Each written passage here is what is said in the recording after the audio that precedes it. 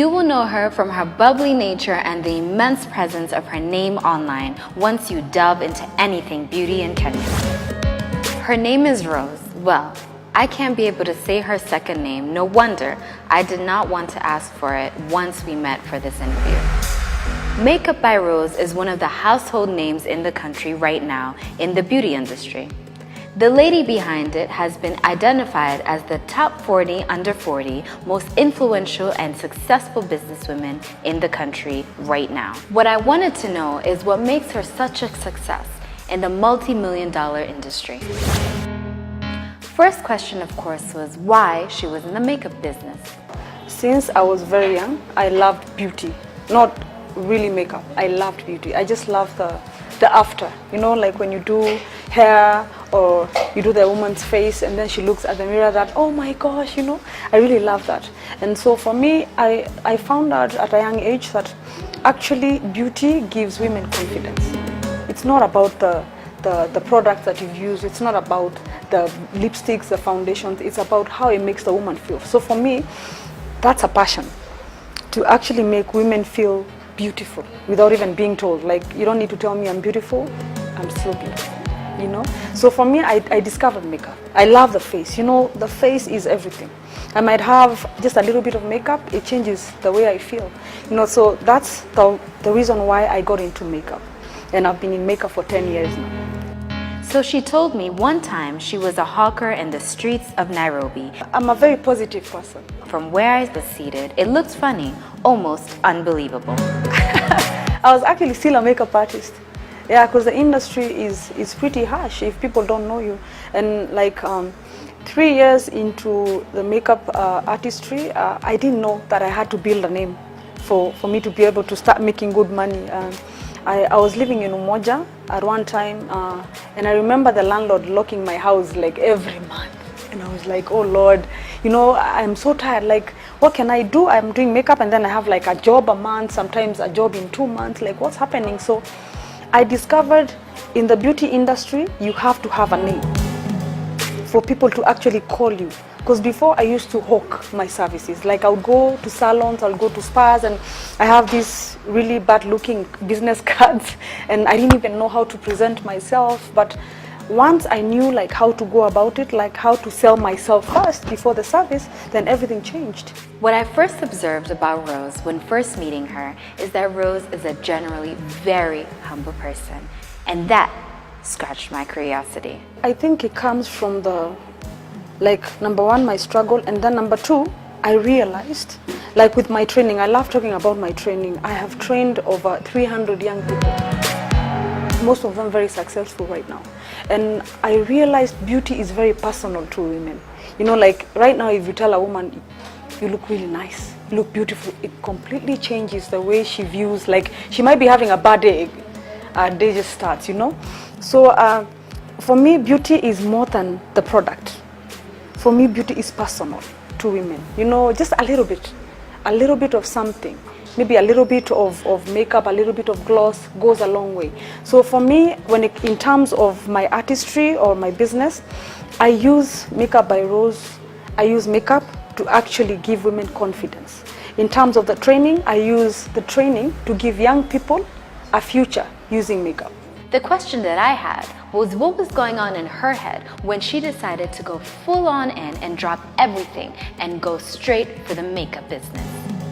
In my mind, I knew, because I'm very hardworking. I've been since I was a little child, and I got that from my mom. My big sister is a celebrity hairstylist in the US. She actually owns a chains of beauty stores and salons in the US. She's like a workaholic, you know, and I wanted to be like her because I saw the way beauty changed her life. And that day, I remember one time the landlord had locked my house. So I had to find refuge from a friend. So I went and I was like, can I spend like a week in your house as I figure things out? And then she gave me 3 days. She was supposed to give me a week. And then I called my mom, I'm like, I'm coming back home. So I had to go back to Meru and figure things out. It was so hard because I was like, what if I go to Meru, I don't get the money, my mom doesn't have the money. So I went back to Meru and then I was like, you know what, I'm not gonna wait for my mom to get me the money, because in Nairobi, for you to be able to survive anywhere, you need rent, you need food, you need all that. So I went back to Meru and my mom was like, let's stay here, figure things out, you're not paying rent and all that.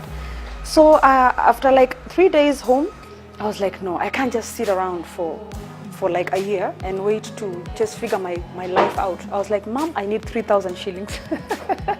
She was like, for what? I was like, you know, for me, I have this business mind. I always look out for opportunities and I see opportunities very fast. So I remember my mom had a women's group and they used to meet every Friday and Saturday, every Saturday and Sunday. I was like, these women, it's so cold, charcoal, you know, maca. So I borrowed 3,000 shillings from my mom and I bought like 4 sacks of maca. And I bought, because I didn't want to like, you know, my hands. I bought these really nice gloves and a basin and mkebe. I actually researched and found out how to price.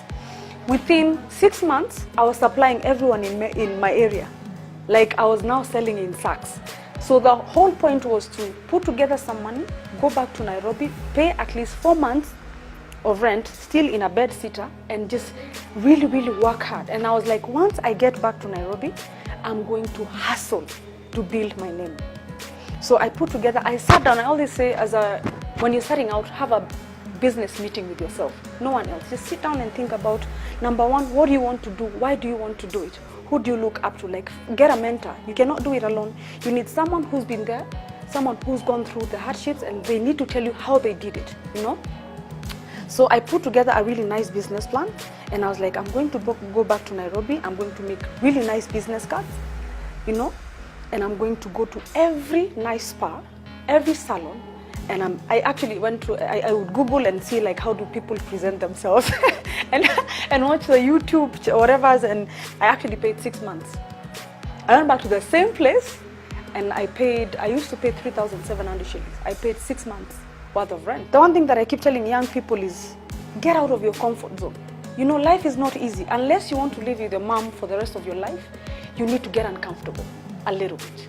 You know, so I remember I would go, I didn't even have money for lunch. Like I would be like, I went to Posta, sit down, get the yellow pages and look at the nice spas and that nice salon. So my target for every month would be like 20 salons, inclusive of spas. So I didn't want to look like a hawker again. So I would get their number and then call her and I would be like, oh, hi, my name is Rose. I'm a professional makeup artist. I would like to talk to you about my business. And then I would go and actually present myself and be like, you know, the one thing that I've noticed with, you need to have that business mind and find out what people want. So I'll tell them like, can you call me on a certain Saturday? Let me talk to your clients, and then whatever wedding you give me, you can take 20% of whatever I'm making. I'm telling you, within the first 1 month, I had more than 10 jobs. What determines how your career is going to look like in the future is how you launch it, how you start it off, you know, like how you take off. So the first initial stages are very crucial. Quite an inspirational story. From 3,000 shillings to a role model business lady. Yeah. If you go somewhere and you see takataka thrown all over the place and people are saying, oh, we have a challenge, or what, find a way to make money off that. Throughout the interview, Rose kept mentioning her mom and her sister. And I had to ask, who of the two was the most inspirational? My mom. My mom passed on 3 years ago. She was everything, you know. I have never seen anyone in my life who was so hardworking. That woman only went up to 34, you know. But at the same time, she was so smart. She had the mind of of a degree holder, you know. And my mom taught me everything that I know in business. Like she would sit down and teach me, and I really wanted to help out my mom and my dad as well, so my parents. So I really wanted to give my parents a brighter future, you know. I wanted to make them proud. I remember I wrote my dad a letter when I was like in 37 and told him, Dad, I promise you, I know I'm hard-headed right now, but I'm going to build you a house. You know, he still has that letter, and I told him I'm going to work so hard. So that was my driving force, my parents. Rose took the time to speak to the 5-year-old her, and she had some good words for her. Life is tough. Life is not easy. Your parents are not always going to be there. It's very important to take advice from your parents. You know, like I still remember the advice my mom gave me. You know, I was very hard-headed, and it's because I wanted to do business since I was like in Saturday 2. When I was in Saturday 2, I told my mom, I don't want school anymore. I want a shop. I want to run a shop. Okay, so like life is not easy and opportunities do not come to you. You have to find the opportunities, and if you don't find them, you actually have to create your own opportunities. So, and the biggest thing is to listen to your elders, number one. Listen to your elders and learn. Learn, and research. Learn from the people that are ahead of you, meaning maybe your big sisters, people that are ahead of you in school. You need to listen, and you need to remember what people tell you. Very important.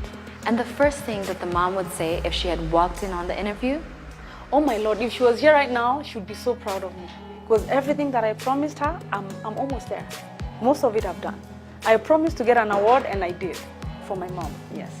I asked her what she thought was the biggest mistakes young entrepreneurs make when starting a business, and she gave me quite a revelation.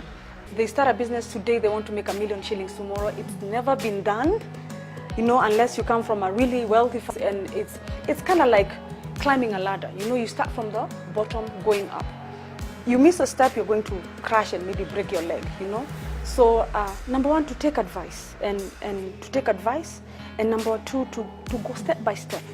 Step by step, like we learn in life, like every step is a learning experience. And at times you get young people wanting things done in a way that doesn't really make sense. I see that even with my students. The other thing that I can tell people is get a mentor. It's so important. I keep repeating this. And a mentor doesn't mean someone that you know. Let's say, for example, you want to be a makeup artist. Who do you look up to? And number one, before you approach that person and be like, I need you to mentor me. And by mentoring, meaning I need you to show me how it's done. Tell me, what have you been through? Like, how do I tackle this? In case I start this business and I go through this, how do I handle it? You need that in your life. Young people need to learn to go step by step, slowly, and need to listen. Young people don't listen. They don't listen. They like working, doing things the way they want. And these days, young people want things easy. Life is not easy. And let me tell you, nothing good comes easy. At times when you struggle, that's when you know like something really big is just about to happen.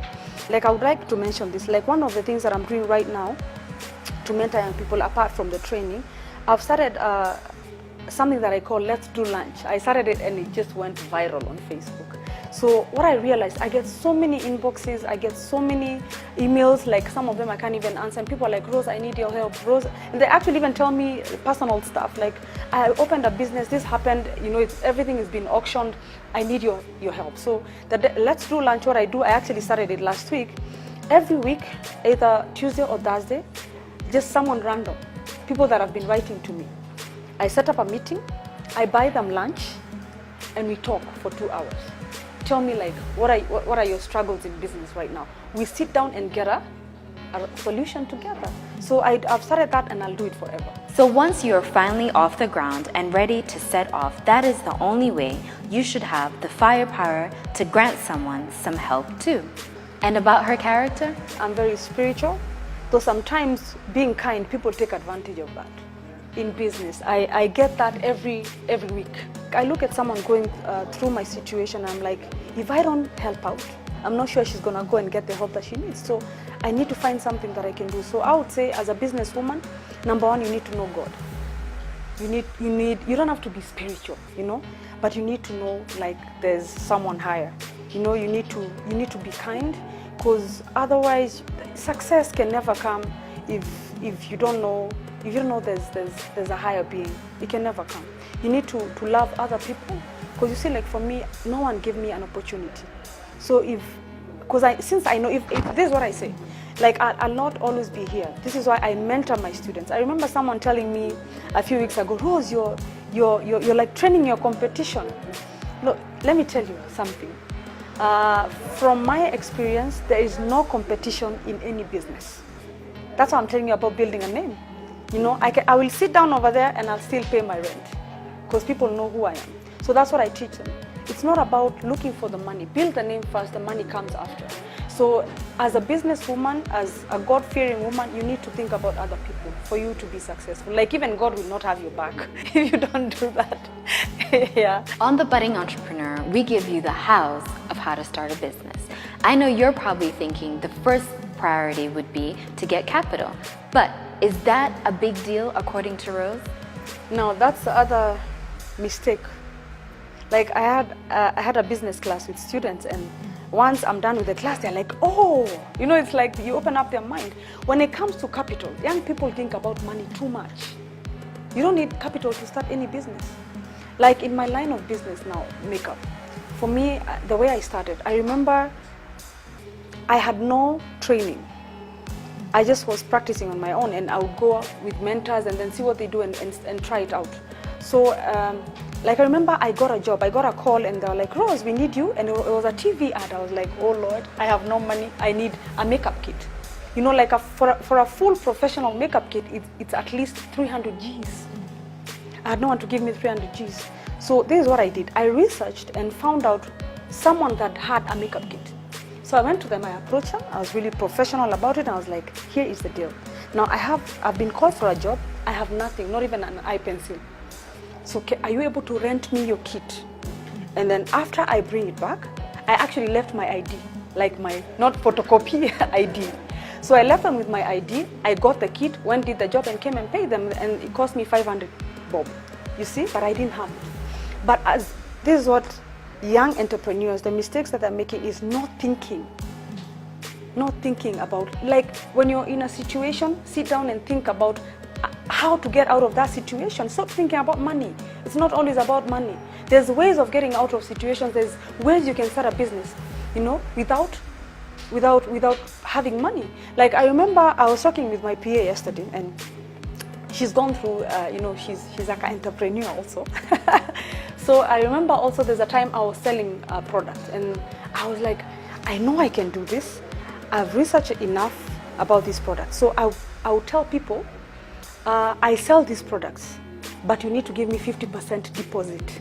You know, once you give me the 50% deposit, I have enough money to bring you the product, and you give me the rest of it, and I'm making my money. So you see, it's all about sitting down. Before you do anything, think about, work it out in your mind first. Young people don't do that. They immediately jump into, oh gosh, I have no money. And then you stay home for another 6 months. You know, it's January, and then we get to December, you still have nothing in your pocket. And there's so many ways of making, you don't need capital. To understand Rose better and to get to know exactly what makes her tick in business, I played a little game with her. Okay. The trick, though, was that she had a second to respond to whatever came to her mind in the first second of what I uttered. Okay, so Rose, are you ready? Hey, I'm ready. So tell me what first comes to your mind when I say this. President. Uhuru. Dress. Oh, come on. Food. Hungry.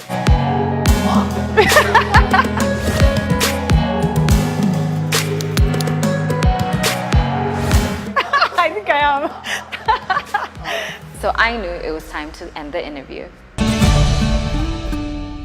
What an inspirational story, one that anyone can easily relate to, one that we all here on Budding Entrepreneur truly value. These are the kind of stories that we will bring you each week on practical stories on how you can also be a successful entrepreneur. From the Budding Entrepreneur desk, my name is Shiva Drani.